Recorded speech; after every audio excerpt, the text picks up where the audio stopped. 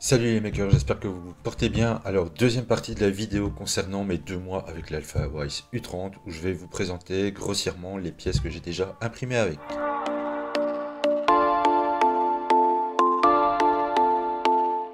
Alors voilà, je vais essayer de la faire plutôt courte parce que effectivement j'ai rassemblé tout ici et je me rends compte qu'il y a quand même pas mal de prints que j'ai fait avec cette imprimante. S'attarder plutôt sur les grosses pièces. Au tout départ, j'ai imprimé comme tout le monde pas mal de cubes, pas mal de fichiers du style qui étaient fournis avec la carte SD, donc le petit renard, les oiseaux, des benchy. Il y a eu des petits porte-clés, les magnettes que j'ai fait pour la vidéo de l'impression, hop, ici cette fois-ci, en 2 couleurs. Et on va juste faire le tour principalement des grosses pièces et du rendu que ça donne avec cette imprimante-là. Alors, je sais vraiment pas par quoi commencer. On va commencer peut-être par les plus évidents. C'est déjà celui-ci, le petit buste de Spider-Man. Alors, petit parce qu'en fait, je me suis rendu compte après qu'il y avait largement la place sur le plateau pour au moins doubler sa taille. Mais je le trouve quand même plutôt sympa. Alors je vais essayer de les approcher comme ça, mais au pire je ferai des photos. Vous voyez que le rendu est quand même nickel. Voilà, comme ceci. Alors hop, ça, on passe. Alors qu'est-ce que j'ai imprimé d'autre? Vous la voyez en partie ici, c'est la baguette de Suro de Harry Potter, qui a été faite en 3 parties, donc elle est quand même relativement grande, je crois qu'elle fait à peu près 30 cm, avec son petit support que voici, voilà, hop, et elle vient se poser comme ceci, voilà, tout simplement. Donc elle est quand même, vous voyez, elle est quand même relativement grande, et ça, tout simplement, c'est une impression qui a été découpée, comme j'ai pu vous le montrer dans une autre vidéo, sur les fichiers STL, et entre autres avec Mesh Mixer. Quoi d'autre? Il y a eu les classiques petits Groot, comme ceci, en mode zen. Alors celui-ci, j'ai fait une petite erreur, j'ai pas mis de support, donc le coup a un peu foiré. Mais ça reste quand même, je vais vous montrer celui-ci parce que c'est le plus beau des deux. Voilà, c'est l'impression qu'on peut avoir avec la U30. C'est quand même nickel, moi je trouve ça super propre. Attends, je les place comme ceci. Et au passage, il y en a un qui est parti chez quelqu'un, que je vous mets hop, ici en photo, qui faisait 23 cm. Et franchement, voilà, il est super propre. Alors, quoi d'autre? Mais je ne fais pas que des figurines, donc on va aussi penser un peu aux accessoires de ce style-là. C'est des petits accessoires pour la GoPro. Où là, la qualité est un petit peu moins bonne parce que j'étais vachement plus rapide sur son impression, mais ça reste quand même super correct. Voilà, je m'en sers entre autres pour faire les timelapses maintenant avec l'imprimante. En accessoire, il y a ceci qui est super pratique. Si vous baladez avec votre casque pour votre téléphone, voilà, hop, un petit rangement bien pratique, ça évite les nœuds euh, dans la poche. Je m'en sers tout le temps, je l'ai toujours avec moi dans la poche. Voilà, ça se clipse et voilà, c'est très pratique. Un objet très bête, tout simplement un cale-porte. Voilà. Maintenant que les chaleurs commencent, j'aime bien avoir les portes ouvertes un peu partout chez moi. Et elles se claquent avec les courants d'air. Donc voilà, des petits cale-portes comme ça. J'en ai quelques-uns répartis dans toutes mes pièces en fait. Il y a ceci, c'est un objet qui est assez connu maintenant, je pense, c'est la tasse suspendue. Alors, celui-ci, il a une petite particularité, c'est que le filament réagit aux UV. C'est pour ça qu'en fait, si vous regardez bien, je ne sais pas si ça se voit sur la vidéo, il est légèrement rosé parce que la fenêtre donne sur moi, en ma direction, et donc il y a une petite réaction déjà aux UV, malgré qu'il fait un temps relativement gris à l'extérieur. Mais ça, j'en parlerai dans une autre vidéo. Rien que sur lui, alors, il y avait cet objet aussi que j'ai réalisé avec le même filament. C'est l'étoile de la mort avec un petit Stormtrooper ici au-dessus, tout sympa, tout mignon, que je trouvais plutôt joli à faire et plutôt amusant. Donc voilà, il y a son petit support, tout simplement. Dans des objets utiles, j'ai encore ceci que j'avais réalisé au tout début, sans trop avoir de bons réglages sur Cura. Alors c'est tout simplement un petit support que je place sur mon bureau, sur un des montants des étagères, pour y déposer ma manette de jeu.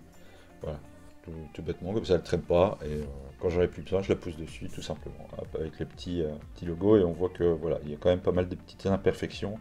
Le profil Cura n'était pas au top, et en plus le filament bois, j'avoue que c'est pas le plus simple à imprimer.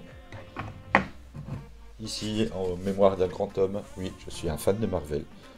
Donc le petit buste en mémoire de Stanley avec son année de naissance et de décès inscrit ici devant et la notion Excelsior, donc c'était son petit nom. Et voilà, c'est un filament métallisé, un gris métal que je trouve super beau et j'en achète plein parce que j'adore vraiment le rendu de ce filament. Alors, oups, il y en a beaucoup. Hein. En pièces perso, alors il y a ceci que j'ai imprimé,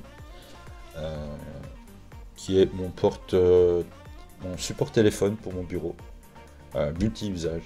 Alors, je vais d'abord vous montrer les utilités puis les décorations après. Alors, ici devant, j'avais fait 4 trous pour mettre 4 bics différents.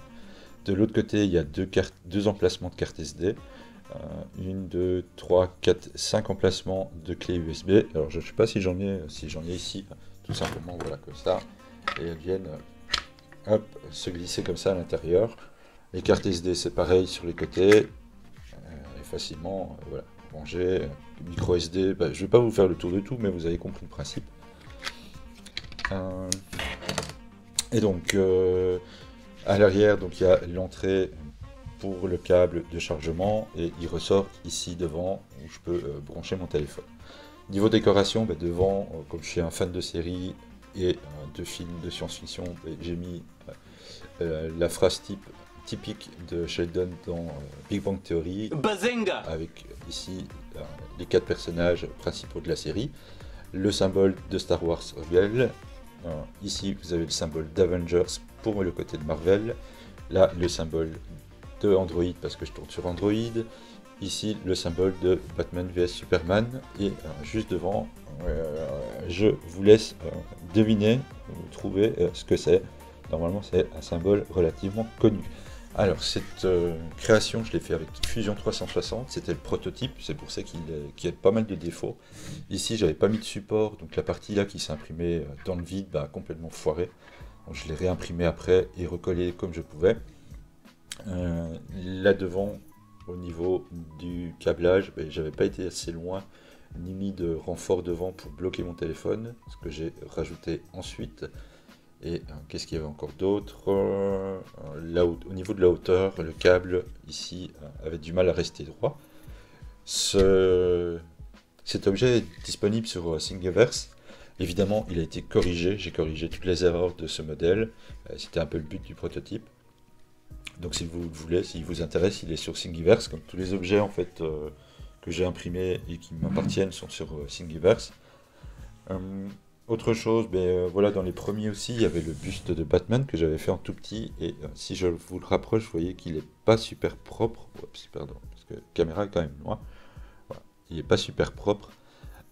Je vais peut-être me le refaire en vachement plus grand, mais donc le profil de Cura est quand même plutôt satisfaisant pour l'instant. Donc par rapport à, voilà, si je compare, ça c'est une première pièce, une impression de la première pièce, et voilà, une impression faite avec le profil optimisé de Cura. Donc maintenant je me dis que vu le genre de résultat que j'ai là, je peux me permettre de faire ceci en vachement plus grand. Qu'est-ce qui me reste? J'ai encore dans les LED, j'ai la tête d'un T800. Alors, vous voyez, encore une fois, c'est fait avec le filament argenté que j'adore. Et la qualité, voilà, il n'y a rien, il n'y a pas de travail dessus, il n'y a rien du tout. Il est sorti tel quel. Voilà, j'ai juste ici, par rapport à la version d'origine, rajouté des yeux en PLA transparent, où je ferai aussi une vidéo sur ce PLA. Parce qu'en fait, à la base, les LED sont en 5 mm, et je trouvais qu'elles flashaient beaucoup trop. Donc, pour adoucir un peu la diffusion de la lumière, j'avais rajouté ces petits yeux, en plus modélisés sur Fusion 360. Et disponible encore une fois sur Thingiverse. Alors maintenant je commence à plus savoir où les mettre. Voilà, comme ceci. Alors, qu'est-ce que j'ai encore fait? Alors, qu'est-ce que je peux encore vous montrer? Ah, il y a ceci. Alors, je vais vous le montrer comme ça, mais je vous promets, je vous mettrai les photos quand ils seront allumés. Ce sont en fait des récupérations de vieux appareils photo. J'en ai 2 comme ceci. En fait, je vais essayer de vous la prendre, la deuxième. Voilà, comme ceci. Voilà. La deuxième vient juste de terminer, je ne sais plus c'est laquelle, celle-ci vient juste de se finir. Alors il faut compter à peu près 37 heures par abat-jour, plus si vous voyez en dessous le support pour les tenir que j'ai modélisé sur Fusion 360, donc à peu près 37 heures chacune. Je ne sais plus si j'en ai une qui est branchée, je pense que oui. Je sais pas le résultat que ça va donner. Voilà, mais c'est beaucoup trop flash. Ouais. Malheureusement, ça passe pas. Je vous mets, je vous mets une photo des deux modèles allumés ensemble. Ça sera beaucoup plus facile. Et donc voilà, c'était une petite récupération d'anciens boîtiers 6.6. Et je m'en sers comme ils ne sont plus du tout utilisables, je m'en sers comme lampe de chevet. Et voilà, avec des ampoules rétro à l'intérieur. Voilà. Alors, évidemment, le plus gros qu'on aperçoit depuis un petit moment, c'est celui-ci, mon buste d'Iron Man. Voilà. Lui aussi qui a pris un peu plus de 60 heures d'impression. Et si je le mets voilà, devant moi, il fait à peu près aussi une bonne trentaine de centimètres de hauteur. C'est ma première où je fais de la peinture dessus et où j'ai fait une modification ici, voilà, au niveau du symbole. J'ai décroché en fait tout le logo Avengers, j'ai imprimé le fond en transparent et encore une fois le logo, le A en argenté pour qu'il puisse être éclairé par l'arrière en LED. Hop, et je vous remets aussi une petite photo quand il est allumé, ainsi que celle du T800. Ça c'est beaucoup plus facile. Donc voilà, j'ai eu des ratés aussi, quelques ratés quand même. Il y a eu les petits ratés, tout simple, tout bête, du porte-clés et du magnète de Mirror Edge pour la vidéo d'impression en plusieurs couleurs, parce qu'évidemment, les erreurs que je vous montre, c'est ma faute, c'est pas la machine, c'est vraiment des erreurs de ma part, où je n'ai pas mis assez de remplissage à l'intérieur, et ça commençait à imprimer dans le vide, donc je les ai arrêtés, tout simplement. Il y a ma lithophanie, ça j'en avais déjà parlé, qui était partie sur l'avant, dû au fait du tremblement du plateau. Et effectivement, je confirme, j'ai plus la personne en tête, mais qui m'avait conseillé de les mettre dans l'autre sens. Et effectivement, ça tremble beaucoup moins. Donc maintenant, je les mets perpendiculaires à moi sur mon plateau. Mon support de manette, au départ, je l'ai raté parce que j'avais juste mis 2 tiges à l'avant pour soutenir la manette. Et je les ai cassés simplement en voulant décrocher le support ici à l'arrière, qui était très mal réglé, et j'ai toujours pas réussi à l'enlever. Il est vraiment fusionné à la pièce, donc inutilisable. Il y a eu le Groot de 23 cm, mais j'avais essayé dans d'autres PLA, c'est PLA phosphorescent.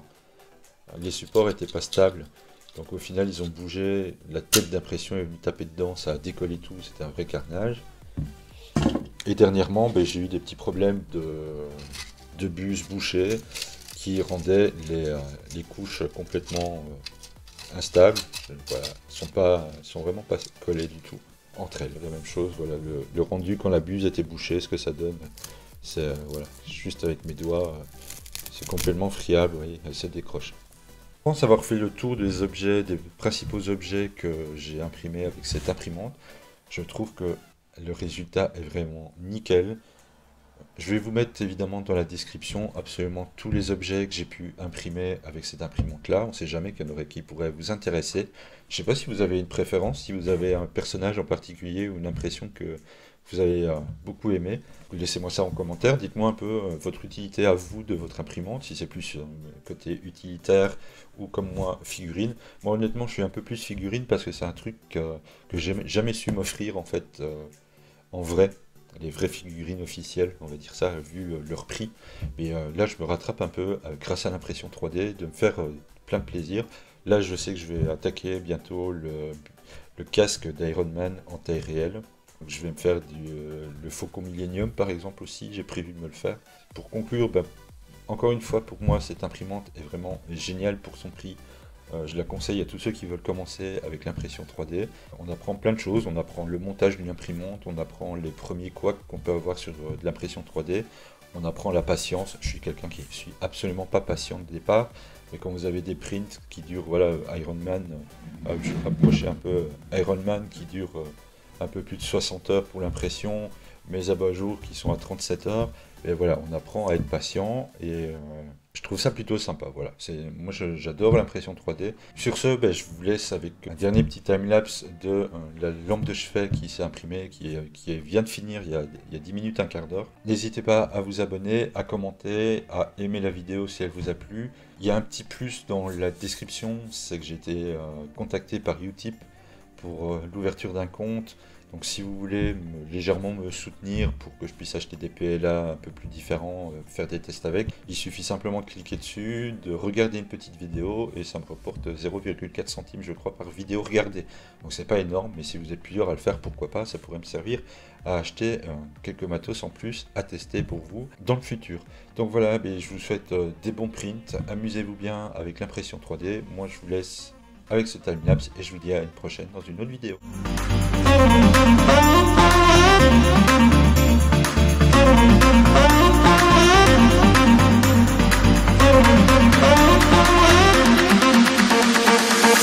Do you want to dance?